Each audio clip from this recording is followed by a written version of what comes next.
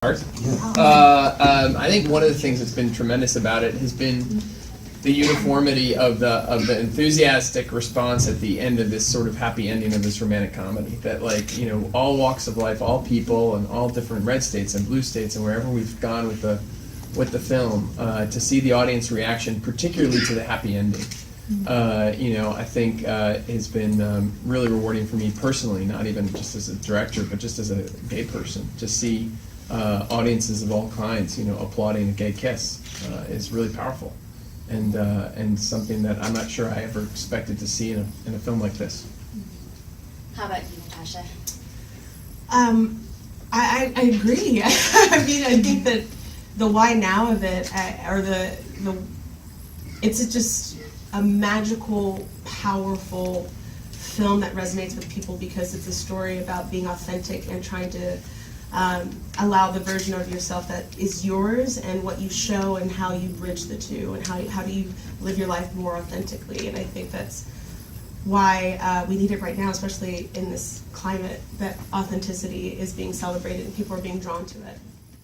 Yeah, I mean, I think it's very topical. I think it causes a lot of anxiety to teens these days because there's a certain kind of permanency now to what you say.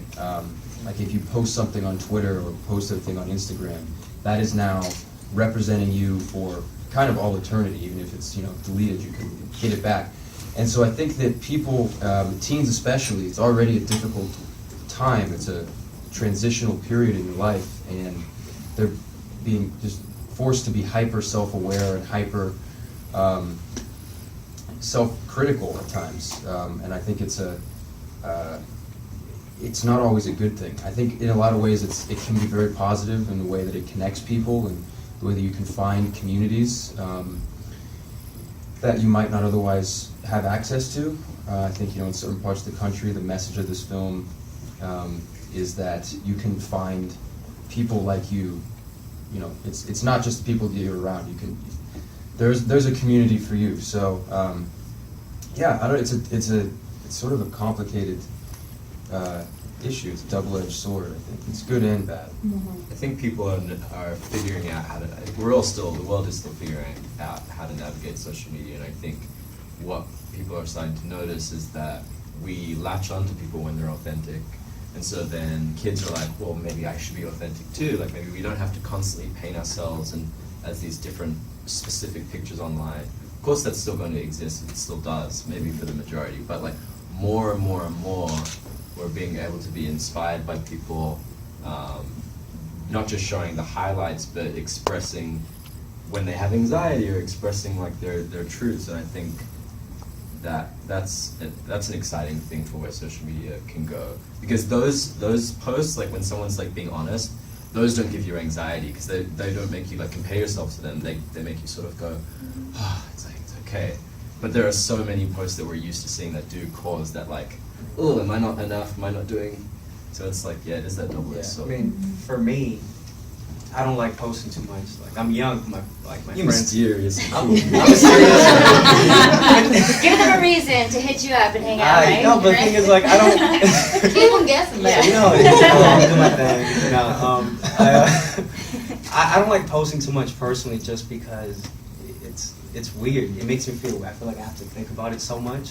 So even though it's like mysterious that I don't post, it's not like That's natural to you. Yeah. I just it's scary to me just because it's weird to put all of yourself out there. And I know it's funny, like as an actor, to be scared to put yourself out there, but you're putting out like your true self, you know.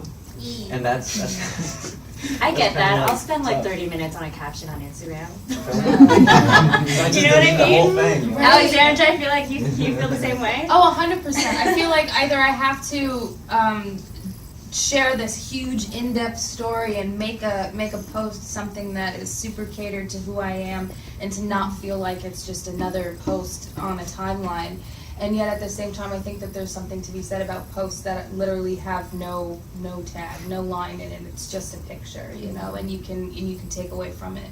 But also, it's like, when you're dealing with social media, and I think that you get a chance to see that in Love, Simon, is that there are positive aspects to it where you can find that community, like Nick is saying, and then there's ways to be completely and utterly cyberbullied and shamed, like what happened to the Martin character.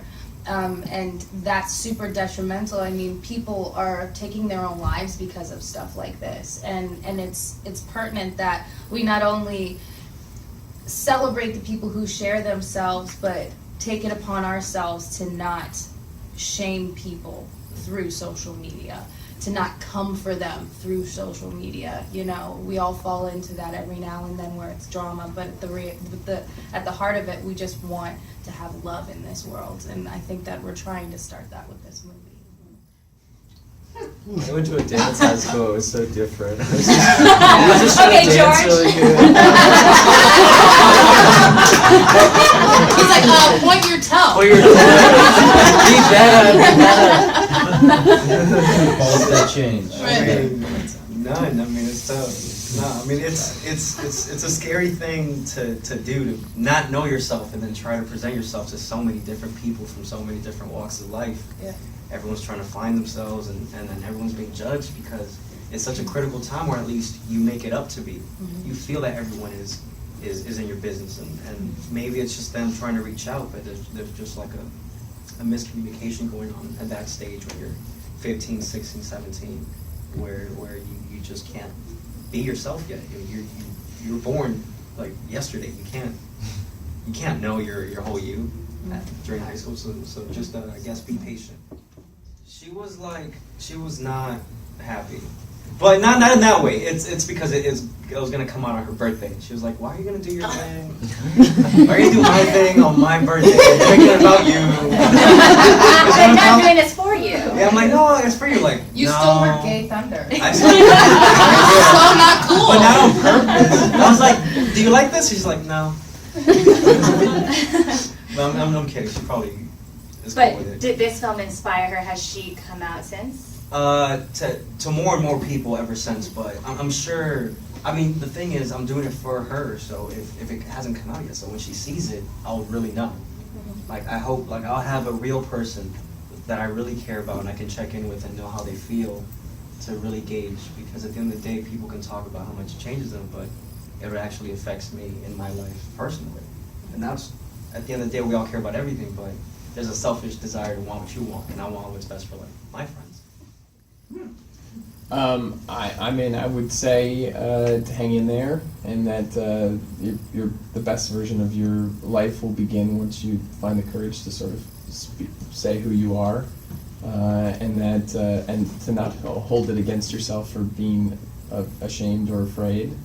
That those are all normal feelings, but once you start speaking up, you'll find allies. I just walked in here today, and my college drama teacher is here.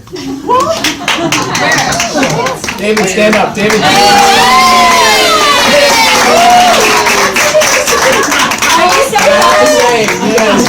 You have to know. He'll remember it. There was he knew I was gay before I was ready to say it, and was really wonderful about creating an atmosphere for me. When I wasn't ready to come out, but I just think to let me know that I was still loved and cared for, and really made that known to me. And I remember very pivotal conversations that we've talked about since. So I love that you're here today. That's amazing. It's a really good question. I mean, because for me, this script came to me even before we had finished wrapping season 1 of 13 Reasons Why, and in many ways it was unlikely. I was very deep into this intense, prolific character, and then I read this, which is so full of joy, but also similar in the sense that I feel it portrays a story with a real aim for authenticity and reality and truth, and I think that's something that really drew me towards it. I just forgot your question. I had it. Sorry. Filming the Netflix series right. within a high school world, Yeah. and then also this feature film with Fox. Got it. Yeah, no, and I think what I was going to go on to say was, they were both very different experiences, but both my first experiences are two things. Like 13 was my first job, my first TV series, and this was my first film. And I think that they were both fantastic experiences, but what I really, I think, enjoyed and took away from my experience on Love, Simon was just the love and the dedication and being involved in something and being lucky enough to be involved in something where you really felt that everyone was in this for the right reasons. Greg Berlanti, I think, was the perfect director to direct this film. Not only does he understand it, but he had so much commitment and passion and generosity, not just as a director, but as a human being, that really, I think, influenced for the better the crew, the cast, and everyone around him. And it really made for a great environment on set and what I think is a really great film and story. I don't know that we ever set out to make a grip cry. But I will say, the one scene where I felt like we had, I mean, I don't know if I hesitate to say where we nailed it, but where we felt like we had made where we were in the right ballpark was the scene between Simon and his mom. I think that was a very emotional day for everybody. I think people weren't actually expecting the kind of emotion that happened. Our producers were crying, there were grips that were crying. It was like everyone was sort of hearing these words and just they had a reaction to it. And I think it kind of speaks to the fact that whether you're gay or straight or whatever, hearing that speech of like, you are worthy and you deserve love and you can exhale, I mean, all those things are so powerful, and it really makes for a great movie-going experience. I hope you all enjoy the film.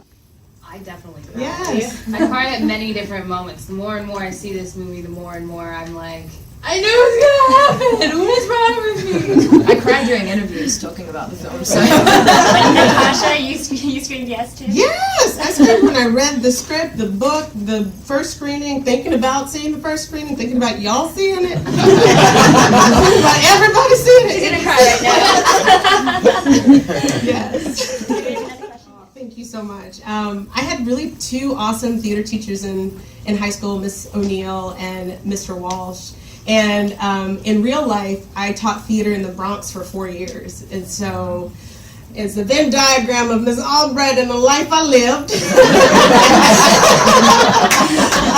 So I pulled from all of those experiences to sort of find her. But to Greg's credit, like, he really allowed me to play on set and have fun, to really sort of find her voice and the way she moved and how she felt. But yeah, it was a combination of all that.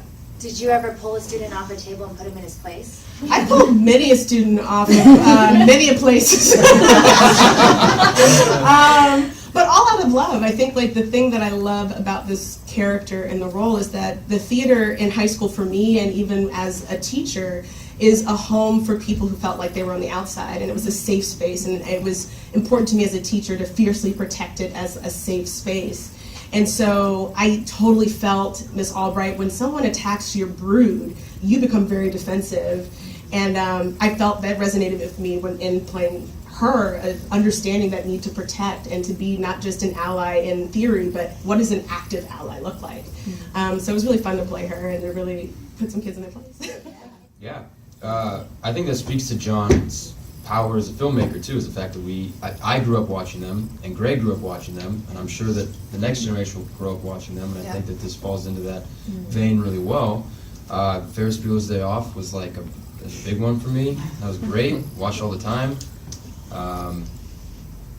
And so yeah, I think that's a great compliment. I hope that this movie is able to connect with young people in a way that maybe we haven't seen in the recent years. I think about it a lot. One thing I say that I didn't realize until after we made the film, and it was that I probably would have been too scared to go to the movie. I would have worried that people would have thought I was gay if they saw me there, or would I have gone to a neighboring theater. I think that there's probably going to still be kids today that are like, don't want to tell their parent they're going, or afraid if they go with their parents, is it going to incite a conversation, So I think that that's all still a conversation that's happening. But ultimately I would have seen it, and it would have helped me the way that many of the films that I started to see, in college and stuff helped me, that, that they were a window into my potential future if I had the, once I had the sort of wherewithal and courage to talk about it. I love the script in general, but I was aware that there hadn't been a studio-made film with a teen gay protagonist like that. And I became, as we were working on it more, and I said that to them in my first meeting when I was applying for the job, I said, you know that there hasn't been something like this. And Fox 2000 and Fox were both very committed to making this movie without anyone attached. That moment they said, we're making this film. It enabled me to go out there and get great cast and get great crew, because it wasn't a question mark of like, are they going to make it with the right elements? Like, they were making this story. They knew it was a story that they wanted to be told. But then something different started to happen when I was actually watching it up on its feet with the actors there, and not even necessarily on the day when we were shooting it, but I would go in on the weekends and watch cut footage to see if there was improvements I should make, and I started just crying watching certain scenes that weren't even the biggest emotional scenes. It was a real visceral kind of like a void that I didn't even know that needed to be filled was getting filled.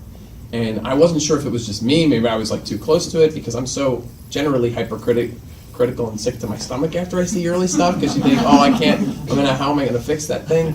And I was having the opposite reaction, so I brought my now husband, but then fiance in, and he started watching it with me, and he started bawling, and just off like regular family scenes, and it was just the simple power of representation, it wasn't, and that's a power in and of itself that I wasn't even totally aware of, and I obviously work in the business and do my part to try and make sure there's LGBT rep on our shows, but I still even at my age, with my experience with all the stuff, I still needed that.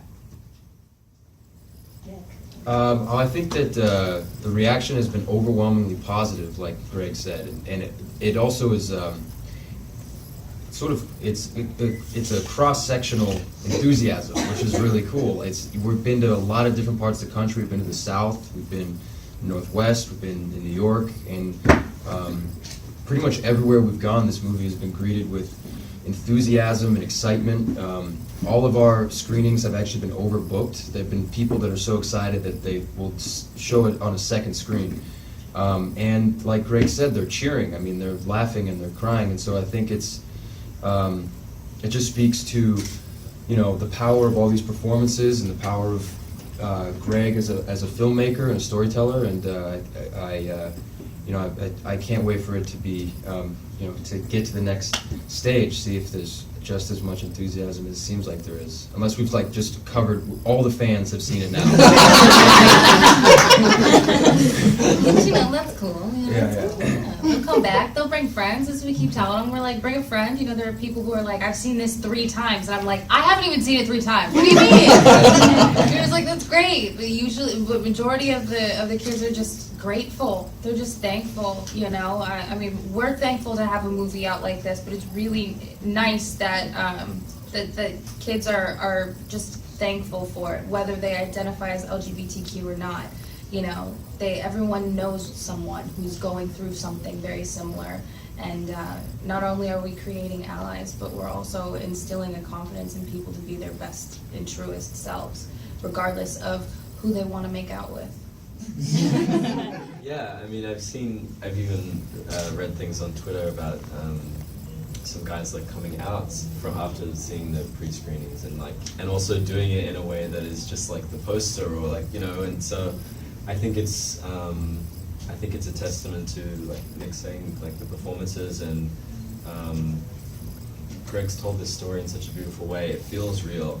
Nick, your performance is so beautiful. It feels like when I was watching it, I felt like you feel like you're you. You know what I mean? I felt like I was you. Right. And so I think for a lot of people, they're feeling represented, and for kids especially, you can watch a movie which feels so magical and so larger than life, and you feel like that could be you.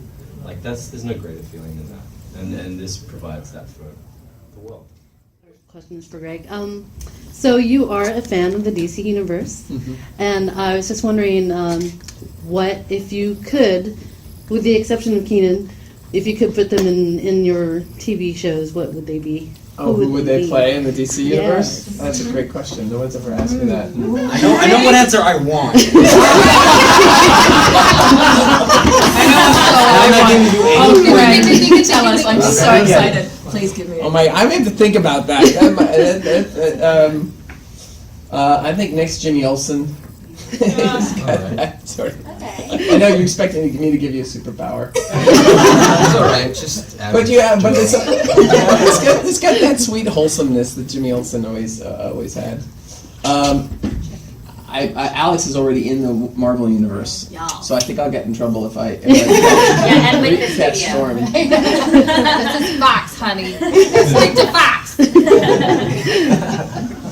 Oh my gosh, that's such a challenging question. What's mine? Just give Nick George's. John Stewart, you'll be John Stewart. Who's that? Green Lantern. He's a Green Lantern. Okay.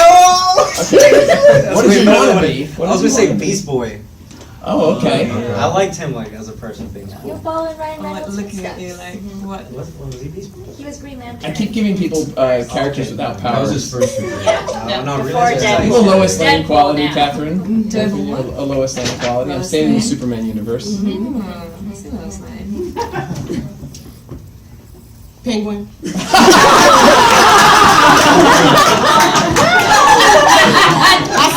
I sensed it. Catwoman. All right.